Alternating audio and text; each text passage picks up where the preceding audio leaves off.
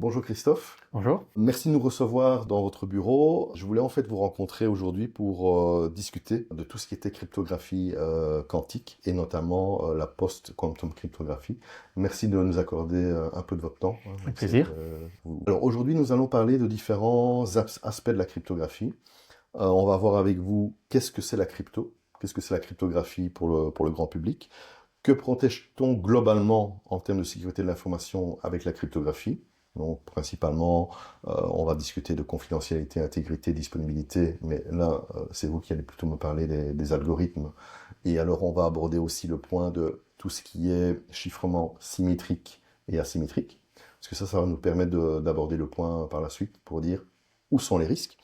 Et autour de cela, nous allons également aborder des algorithmes archi connus pour les gens qui travaillent dans la sécurité de l'information aujourd'hui, tels que AES, RSA, ECC, et vous allez nous dire où sont les problèmes, où sont les risques finalement avec les ordinateurs quantiques aujourd'hui. Ok, donc d'abord la crypto, qu'est-ce que c'est? C'est des techniques mathématiques qui permettent de sécuriser l'information. Donc comme vous avez dit, il y a l'aspect confidentialité, donc c'est-à-dire s'assurer que le message ne puisse pas être lu, et il y a l'aspect authenticité, donc s'assurer que le message est envoyé par la personne qui prétend l'avoir envoyé. Donc quand vous vous connectez à une page web, vous voulez être sûr que vous vous connectez bien à votre banque et pas à une fausse page web qui ressemble à la page de votre banque mais qui n'est pas la banque. Donc la crypto permet d'assurer tout ça. Donc elle est utilisée aujourd'hui en ligne, effectivement pour toutes les applications bancaires, pour tous les sites de commerce, même des sites qui n'ont pas vocation commerciale. Normalement, on vérifie leur authenticité au moyen de techniques de crypto. Donc vous l'utilisez tous les jours sans vous en rendre compte. Ok. Oui, on a notamment tout ce qui est signature digitale. Ouais. On a eu la réglementation, ou plutôt la réglementation en Europe qui s'appelle EIDAS, pour la signature électronique digitale. Par exemple, on peut utiliser du DocuSign pour signer et vraiment affirmer, comme vous l'avez dit, affirmer que c'est bien moi je prétends bien, enfin, que je suis bien la personne que je prétends être au travers des signatures digitales. Et derrière ça, c'est la cryptographie qui est derrière. C'est ça. Alors, du coup, quel est le risque aujourd'hui avec les ordinateurs quantiques? Et d'abord, qu'est-ce que c'est qu'un ordinateur quantique? Un ordinateur quantique, c'est un ordinateur qui utilise la physique quantique. Donc la physique quantique, c'est le monde dans lequel on vit, mais on le perçoit normalement pas à notre échelle. Et ce qui se passe, c'est qu'on a montré qu'avec des ordinateurs quantiques, on pouvait faire des calculs qu'on ne sait pas faire, ou en tout cas on ne sait pas comment les réaliser aujourd'hui, avec des ordinateurs plus classiques comme ceux qu'on utilise aujourd'hui. Et donc notamment, il faut savoir que la cryptographie aujourd'hui repose sur la difficulté de résoudre des problèmes mathématiques. Donc, comment ça fonctionne? En gros, la garantie, c'est que si jamais je parviens à signer en prétendant être vous, on peut montrer que ça revient à résoudre un problème mathématique très difficile. Alors, ces problèmes ne peuvent pas être résolus avec les ordinateurs dont on dispose aujourd'hui, mais dans certains cas, on sait qu'on peut les résoudre avec des ordinateurs quantiques. Donc le jour où on a un vrai ordinateur quantique de grande taille, on pourra résoudre ces problèmes mathématiques qui aujourd'hui sont la base, les fondations de la sécurité sur Internet ou ailleurs. Oui, donc la cryptographie moderne, comme on l'entend, avec des algorithmes comme AES pour du symétrique, RSA. RSA, par exemple, se base sur le problème de la factorisation des grands nombres premiers. Ouais. Si on peut casser ça, il y a un pan de la crypto qui s'écroule. C'est ça, donc RSA en particulier, la factorisation. Donc qu'est-ce que c'est le problème de factorisation? Je vous donne deux nombres, les multiplier, c'est pas compliqué. Donc mon fils a 9 ans, il apprend à faire ça à l'école. Par contre, si je vous donne le produit, donc le résultat, arriver à retrouver les nombres, c'est beaucoup plus compliqué. Alors si je vous donne 3 fois 5 égale 15, vous arriverez à retrouver les facteurs. Mais pour des nombres de 1000, 2000 bits, c'est-à-dire 500, 500 chiffres décimaux, on n'a pas de bonne technique pour le faire avec les ordinateurs actuels. Avec les ordinateurs quantiques, par contre, il existe un algorithme, l'algorithme de Shor, qui, le jour où on a un vrai algorithme, un vrai ordinateur quantique, on applique. Donc un algorithme, c'est une série d'étapes, une série d'étapes mathématiques qu'on applique ça, et très rapidement, on devrait parvenir à factoriser. Alors vous avez cité AES également. Alors il faut savoir que l'AES n'est pas trop affecté par les ordinateurs quantiques. Ok. Donc le RSA l'est beaucoup.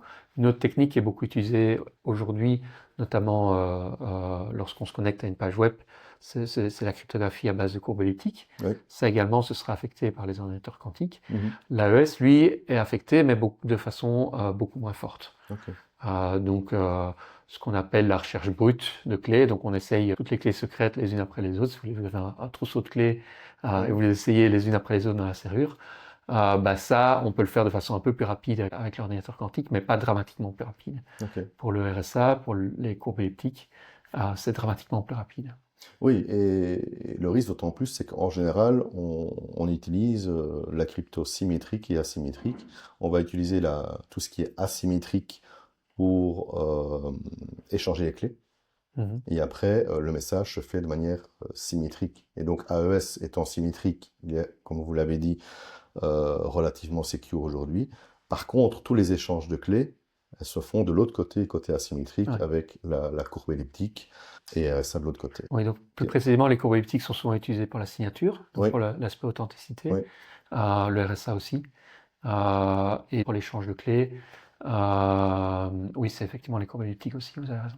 Ouais, il y a différents protocoles d'échange Mhm. de clés. Je ne rentre pas Ouais. dans tous les détails ici et selon les algorithmes et comment ils vont échanger les clés. Mais du coup, pour le grand public, est-ce que vous pouvez expliquer, parce que là on a introduit la notion de symétrique, asymétrique, mais c'est plutôt pour des connaisseurs, est-ce que vous pouvez expliquer c'est quoi la différence entre la crypto symétrique D'accord. et puis asymétrique? Oui.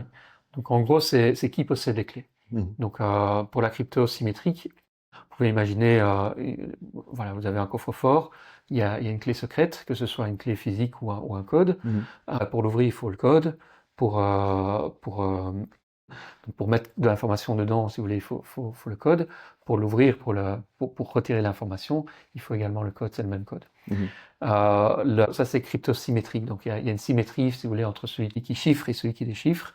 La crypto asymétrique, comme le nom l'indique, il y a une asymétrie Mhm. entre, d'une part, par exemple, le signataire et celui qui vérifie la signature. Et là, vous pouvez plus penser peut-être à l'analogie du cadenas. Pour fermer un cadenas, on n'a pas besoin de clé.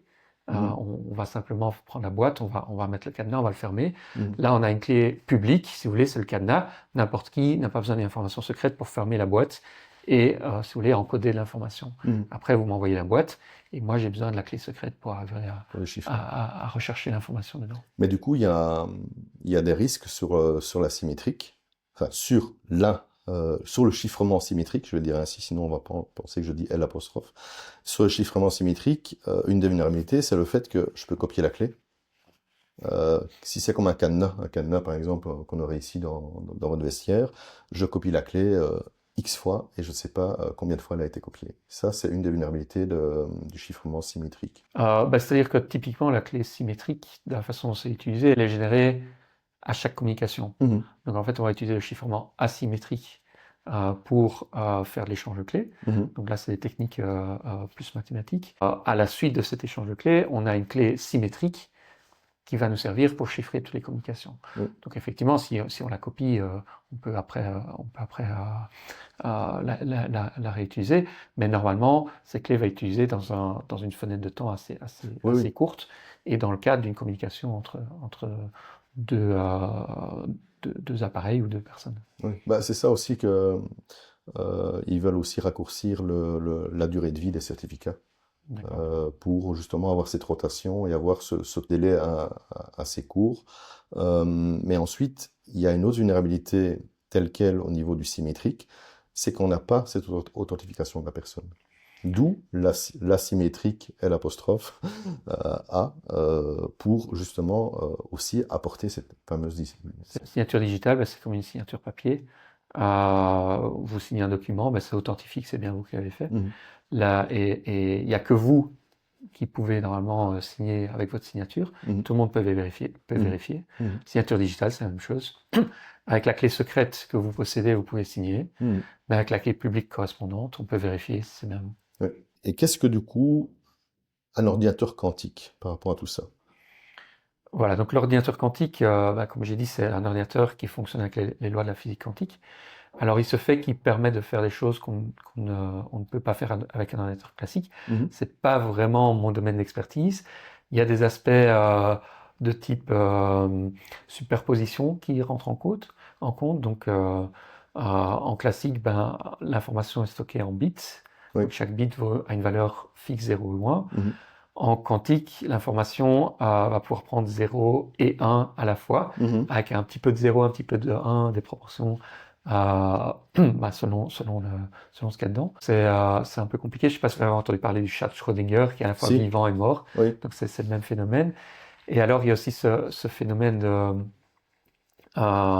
de lien entre deux qubits où on ne peut pas en changer un si on ne change pas l'autre. Enfin bref, il y a des phénomènes bizarres. Oui, oui, oui. Pour moi, c'est la magie noire, hein, qui font que on peut faire des choses qu'on n'arrive pas à les faire autrement. Et le résultat est là, c'est que certains problèmes mathématiques, on peut les résoudre avec un ordinateur quantique et pas avec des ordinateurs classiques.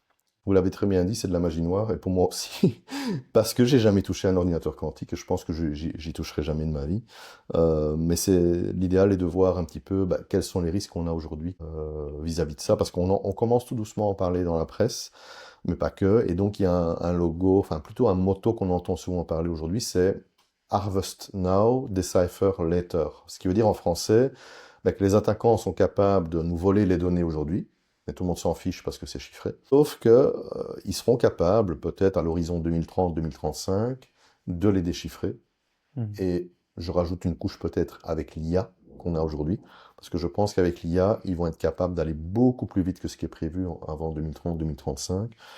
Mais voilà, je ne suis pas devin non plus. Donc, comment nos sociétés peuvent aujourd'hui se prémunir contre ce vol de données qui vont peut-être être déchiffrées dans 5 ans ou dans 10 ans?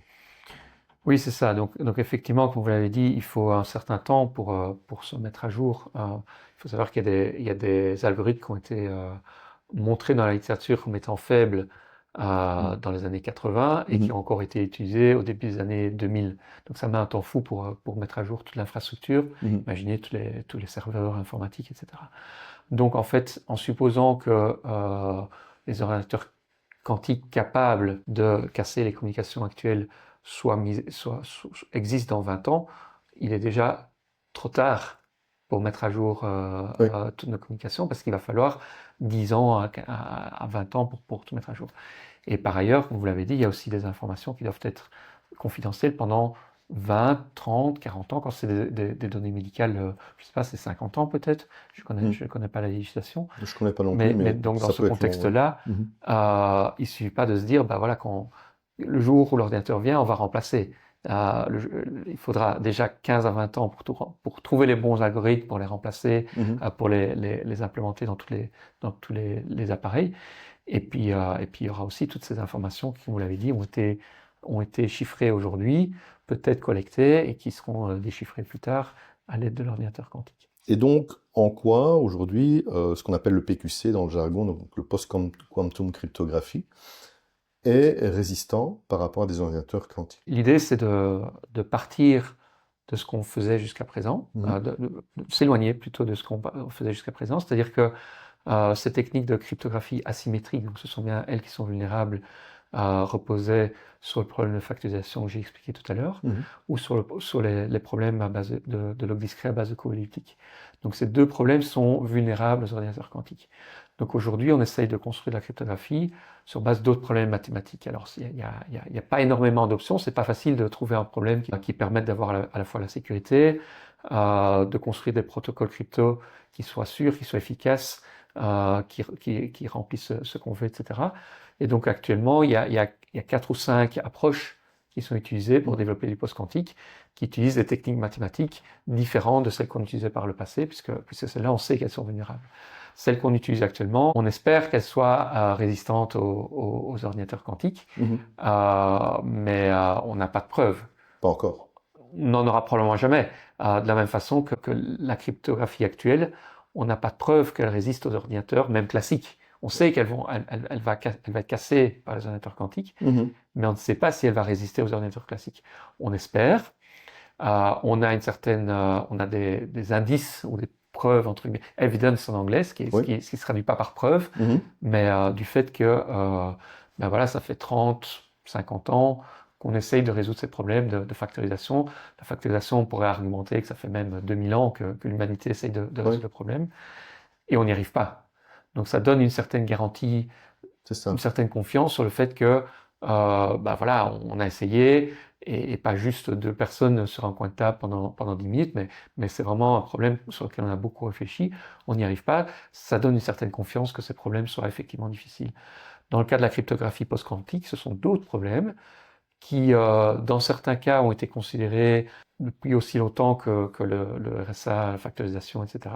Dans d'autres cas, sont beaucoup plus récents. Oui. Donc, il y a déjà du travail qui a été fait pour essayer de les analyser et vérifier s'ils sont sûrs, mais il y a encore beaucoup de travail à faire. Oui, mais du coup, on n'a pas encore le recul, en tout cas pas pour Pour tous les certains, algorithmes. on a un peu de recul. Si on parle de Makelis Crypto System, par exemple, basé sur les codes, c'est un système qui a été proposé en même temps que le RSA, ou peu après, mais qui a quelque part été peu utilisé pour différentes raisons. Le RSA a gagné le marché et c'était trop tard pour s'imposer. Les tailles de clés étaient beaucoup plus grandes. Donc, pour ces raisons-là, ça ne s'est pas imposé. Oui. Donc, dans ce cas-là, il y a quand même un peu de recul. Tout ce qui est basé sur les lattices en anglais, les réseaux euclidiens en français, était pas mal utilisé. Ça a été pas mal étudié depuis longtemps. Après, il y a d'autres systèmes qui sont beaucoup plus récents, où là, il serait prudent d'attendre encore un peu. Mais ces systèmes sont étudiés actuellement par toute la communauté crypto dans le monde. Mais du coup, vous, dans ce que vous faites au quotidien, vous essayez aussi de prouver que ces systèmes fonctionnent, ou plutôt voire de les casser. Voilà, Et donc ça, c'est ce qu'on appelle une sorte de cryptanalyse. une cryptanalyse, ouais. Ok. Mais c'est un peu comme un crash test en fait. Vous balancez la voiture pour voir si elle va résister, si la personne à l'intérieur va C'est ça. résister. Ici, donc il y a ce concours du NIST pour créer de nouveaux algorithmes post-quantiques. Donc le NIST, c'est l'Institut standard américain. Ils ont fait un appel aux cryptographes du monde entier pour soumettre de nouveaux algorithmes et pour les étudier. Et donc ces algorithmes ont été étudiés par toute la communauté. Il y en a plusieurs qui n'ont pas résisté. Et ceux qui ont résisté, au bout de 10 ans, on se dit qu'il y a une certaine confiance qui s'est installée et on commence à avoir confiance. Et donc, à l'issue de ce processus, le NIST a sélectionné 4 algorithmes qui ont été qui sont en cours de standardisation ou sont standardisés et qu'on commence à utiliser maintenant dans nos browsers également. Et ça, c'est depuis fin 2023-2024, plus ou moins. C'est-à-dire que la période de 10 ans est échue, et donc maintenant, le NIST est en train, comme vous dites, de les standardiser, et donc on va, sous peu, être capable de pouvoir utiliser ces algorithmes-là. Une partie d'entre eux, en tout cas. Et alors, il y a un deuxième appel qui a été fait à l'issue de ce projet-là, parce qu'ils n'étaient pas tout à fait satisfaits de ce qu'ils avaient. Et donc, il y a un deuxième appel en cours, où là, on est au deuxième round de l'appel, spécifiquement pour les signatures. Donc, ils avaient des signatures déjà à l'issue du premier projet. Ils ont des signatures basées sur les réseaux. Il y a Sphinx aussi qui est basé sur des primitives symétriques, mais qui a des caractéristiques qui le fait un peu moins utilisable. Et l'idée, c'était de lancer un deuxième projet qui permettrait d'avoir des signatures également basées sur d'autres hypothèses mathématiques, au cas où les réseaux, on finirait par trouver une attaque sur ces algorithmes-là. Si vous voulez, c'est le dicton, ne pas mettre tous ses œufs dans le même panier. C'est ça. On veut avoir plusieurs options. Au cas où il y en a une qui casse, on a encore les autres, quoi. Et bon, avec tout ce qui se passe aujourd'hui, je ne vais pas trop rentrer dans le géopolitique, mais le NIST est européen. Le NIST, pardon, le beau lapsus. Le NIST est américain, mais, comme vous l'avez dit, ils ont ouvert le concours mondialement et donc ils n'ont rien à cacher. Mais est-ce que nous, Européens, on peut quand même leur faire confiance malgré tout, à votre avis, ou... Oui, alors effectivement, ce concours qu'ils ont lancé est totalement public. Il y a énormément de chercheurs européens qui se sont impliqués et j'ai envie de dire c'est même plus que 50% à mon avis des contributions des algorithmes qui ont été proposés et des contributions de cryptanalyse sont européennes. Donc ces algorithmes sont européens autant qu'américains. Après, le NIST a le mot final avec les concepteurs des algorithmes, mais je ne sais pas très bien comment les décisions sont prises sur les paramètres exacts, etc. Et là-dessus, ils ont par le passé été accusés parfois d'avoir été influencés par la NSA je ne sais pas si vous avez entendu parler de Dual ACC, Donc c'était un algorithme Non, pas celui-là. Mhm. de génération d'aléas Mhm. qui apparemment aurait été un peu influencé par l'NSA. Ouais. Mhm. Oui, parce qu'eux étaient capables à ce moment-là de le déchiffrer ou autre. Bah, c'est-à-dire qu'ils ont introduit une version avec Trap, Mhm. où il était bien connu que cette version-là, elle permettait d'introduire une trappe, mais donc ils ont fait en sorte que la version avec trappe soit dans le standard et soit utilisée dans des outils. Ok, et Bon, je ne sais pas si c'est vrai ceci, hein, donc je ne sais pas dans quel point. je ne sais pas non plus, Mais, pareil. mais, mais bon, il y a en tout cas des accusations dans ce sens. En fait, je regarde en tant que citoyen européen également le géopolitique dans l'ensemble, c'est-à-dire que on a vu que, mais vraiment là je suis citoyen lambda, est-ce qu'on peut encore faire confiance aux États-Unis? Et aux États-Unis, ben, il y a le NIST, tout comme j'ai la même question avec la CISA. La CISA aux États-Unis, en fait, c'est une agence gouvernementale qui permet de faire une veille mondiale sur les vulnérabilités. Et lorsqu'ils ont eu, mais ça c'est tout à fait récent, lorsqu'ils ont eu le shutdown au niveau fédéral, qu'il n'y avait plus de fonctionnaires, ben, ils se tirent un peu une balle dans le pied parce que c'est le monde entier qui se reposait sur ce qu'on appelle les CVE, les Common Vulnerability Exposure. Et donc moi je fais un parallèle avec ça, du style assez naïf, hein, assez candide, en disant, allez, je fais confiance au NIST, mais demain, est-ce qu'il y aura les moyens de dire, oui, c'est vraiment trusté ou ça ne l'est pas, etc. Et... Vous avez raison de parler de balle dans le pied, je pense, parce que Mm, si jamais ces algorithmes post-quantiques n'étaient pas sûrs, mm, c'est aussi enfin, le NIST, sa mission, c'est aussi de fournir des algorithmes pour les entreprises américaines. oui, Donc les entreprises américaines vont utiliser ces outils-là. Et si jamais ils ne sont pas sûrs, ben, il y a quand même le risque que d'autres, que les Américains le découvrent également. c'est ça. Donc ce serait a priori pas dans leur intérêt, à moins de derrière venir avec d'autres outils. Mais je pense que c'est compliqué. Oui. Si c'est des applications militaires, après, ils font probablement d'autres choses en plus Mm. que je ne connais pas. Est-ce que le quantique est imminent en Belgique ou en Europe? Ou est-ce qu'on doit vraiment se baser sur des très grosses ou des très fortes nations qui, elles, ont les capacités aujourd'hui? Alors, si vous parlez d'ordinateurs quantiques, D'ordinateurs quantiques oui, et puis de il post-quantum il y en cryptographie a, il y en également. a chez IBM. Je ne suis pas sûr si c'est à Zurich ou aux États-Unis, Mhm. mais effectivement, c'est extrêmement cher. Il y a énormément de travail là-dessus en Angleterre également, Mhm. donc ça reste l'Europe, même si c'est pas l'Union européenne. Oui. En Chine, effectivement, ça coûte actuellement très cher, donc il faut un État pour construire un ordinateur quantique actuellement, ou des grosses corporations Mhm. comme Google, IBM. Et quels sont les algorithmes du coup qui sont les plus sécurisés ou les plus sécures aujourd'hui? C'est-à-dire ceux qui auraient réussi ou qui ont réussi le parcours de cryptanalyse au niveau du NIST?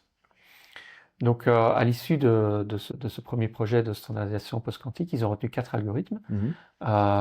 Dilithium, Mhm. Kyber, donc Oui. Dilithium c'est une signature, Kyber c'est un échange de clés, Falcon, Mhm. une alternative pour la signature, et alors Sphinx, encore une alternative pour la signature basée cette fois-ci sur un problème différent. Donc les Mhm. 3 premiers ce sont des lattices ou des variantes de problèmes de lattice, Mhm. et le dernier c'est quelque chose de différent.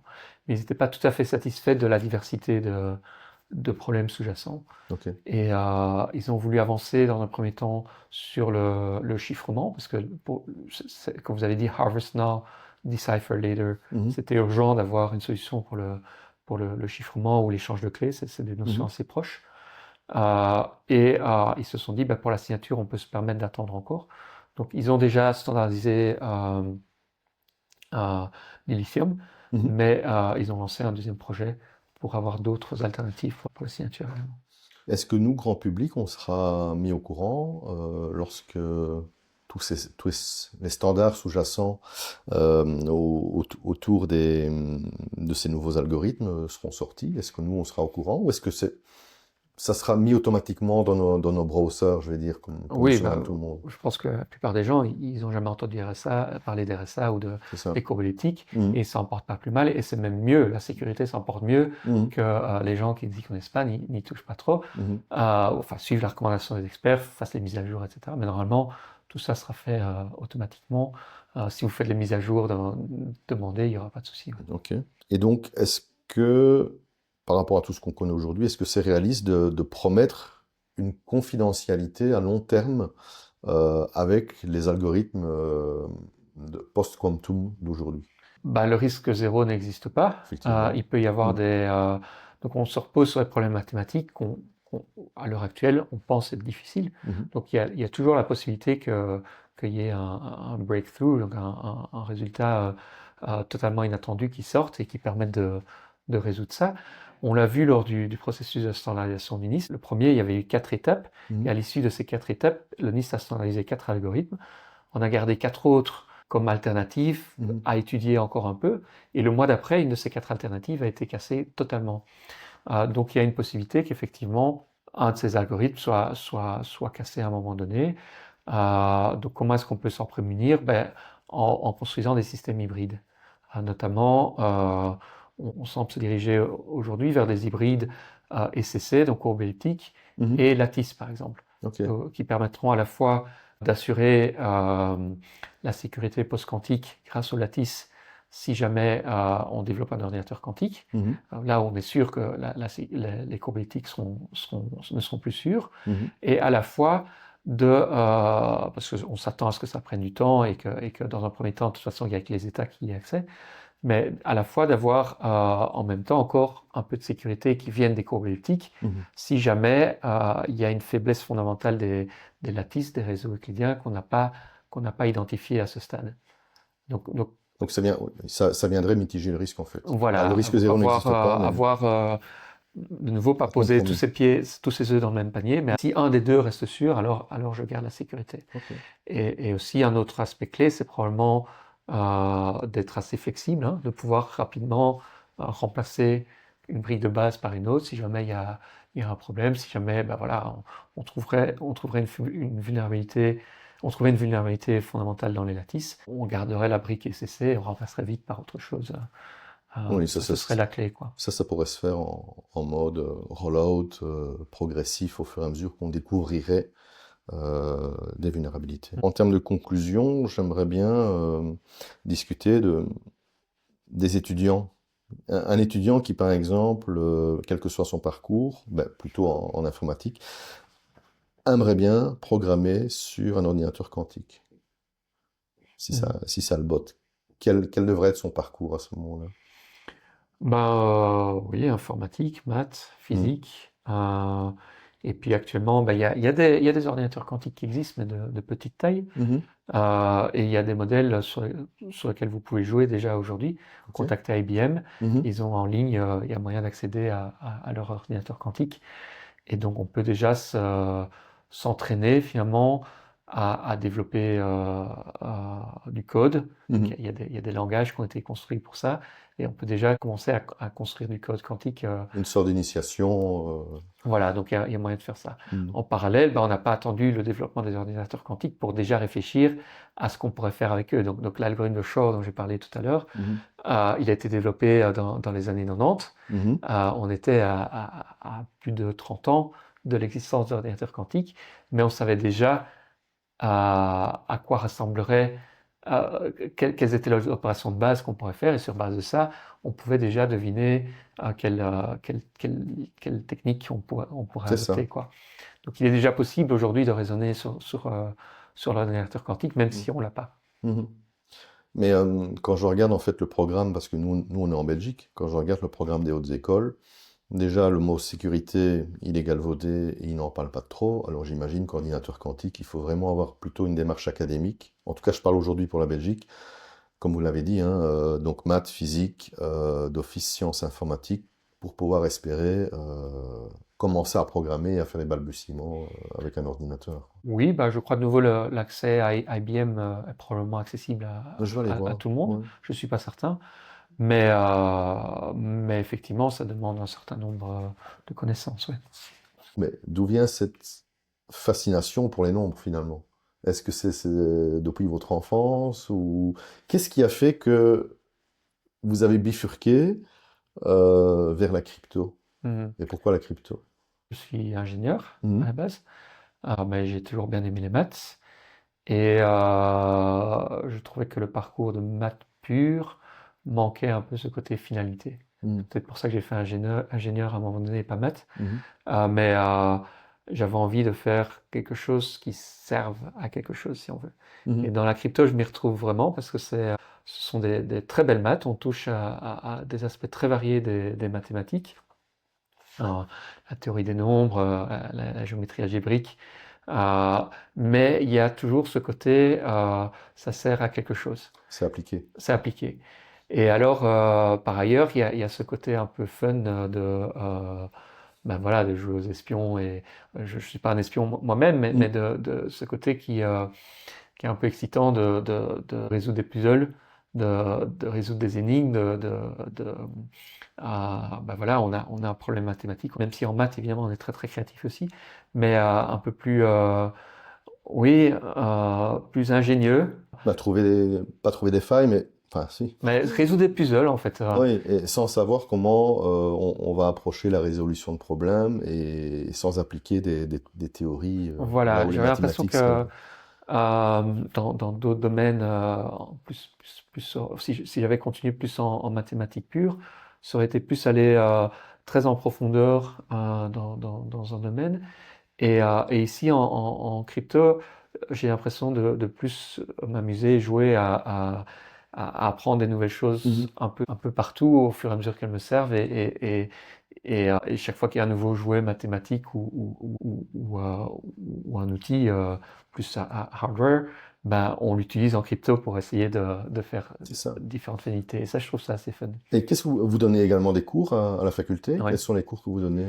En bachelier, en première année, je donne un cours de théorie des langages. Mhm. Donc ça, c'est cours d'informatique de base. Troisième année de bachelier, je donne également un cours de théorie de l'information. Ouais. Donc là, c'est assez proche de la crypto, c'est théorie du codage. Mais codage, pas dans le sens crypto, c'est-à-dire cacher l'information, mais plus dans le sens théorie Signal. de l'information, Mhm. plutôt optimiser l'information. Ok. Compresser les données, par exemple, communiquer sur un canal où il y a du bruit. Comment est-ce qu'on envoie de l'information en corrigeant les erreurs. Donc on va introduire un peu de redondance Mhm. et cette redondance va permettre de corriger certaines erreurs, certains bits qui seront flippés à zéro. Et alors je donne un cours de crypto aussi évidemment Ok. en master. Merci Christophe pour votre intervention éclairée. J'espère qu'elle pourra susciter la curiosité de comment on les appelle, nos coma breakers, et une meilleure compréhension sur le risque autour des ordinateurs quantiques, du post-quantum cryptographie. Et peut-être qu'on va lancer quelques vocations chez certains étudiants, pourquoi pas. Et c'est aussi un des buts du podcast.